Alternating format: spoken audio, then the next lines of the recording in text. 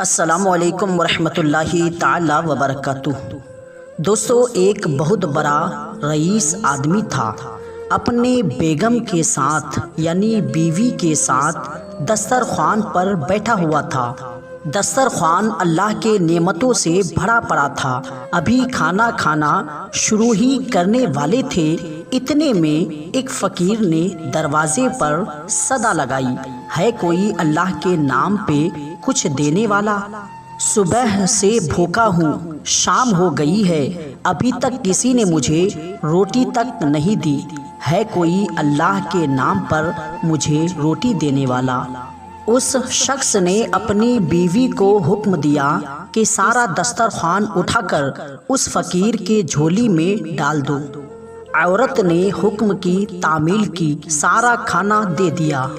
جس وقت عورت نے فقیر کا چہرہ دیکھا، تڑپنے لگی، رونے لگی۔ عورت کے شوہر نے پوچھا، کیا ہوا؟ تو فقیر کو خیرات دینے گئی تھی، واپس آئی تو رو کیوں رہی ہو؟ عورت بولی، یہ جو فقیر ہمارے دروازے پہ آیا ہے، یہ جو بھکاری بن کر ہمارے دروازے کے سامنے بیٹھا ہے، چند سال پہلے اس شہر کا سب سے بڑا مالدار اور ہمارے اس کوٹھی کا مالک تھا، اور میرا سابق شوہر تھا، یہ بہت بڑا رئیس تھا، مالدار تھا، وقت کا بادشاہ تھا، اس کے نوکر تھے، ملازم تھے، چند سال پہلے کی بات ہے۔ ہم دونوں دسترخوان پر بیٹھے تھے، جس طرح آج ہم دونوں بیٹھے ہیں، کھانا کھا رہے تھے، ایسے ہی دسترخوان اللہ کے نعمتوں سے بھرا پڑا تھا، جیسا کہ آج ہمارے سامنے بھرا پڑا ہے۔ ہم دونوں کھانا کھا ہی رہے تھے کہ ایک فقیر نے صدا لگائی، جس طرح آج اس فقیر نے صدا لگائی ہے کوئی اللہ کے نام پر کچھ دینے والا؟ میں 2 دن سے بھوکا ہوں، اللہ کے نام پر کھانا دے دو مجھے، دعا کر کے چلا جاؤں گا۔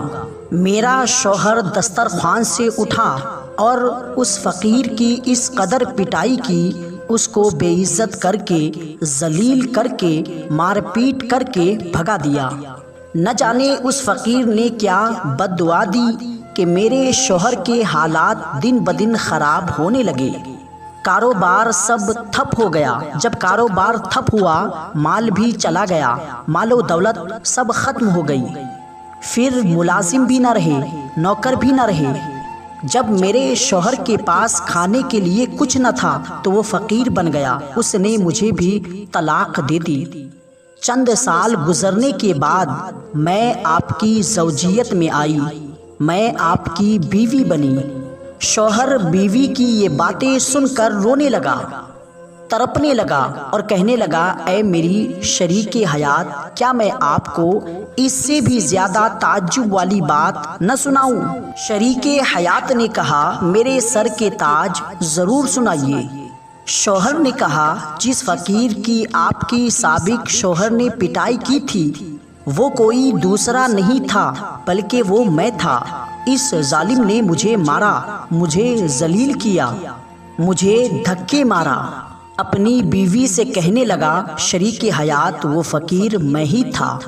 جو لوگ غریبوں و مسکینوں پر ظلم کرتے ہیں، دھتکارتے ہیں، ایک دن خود اللہ کی مشیت اس مقام پر لا کھڑا کر دیتی ہے، دنیا ان کو ٹھوکریں مارتی ہے۔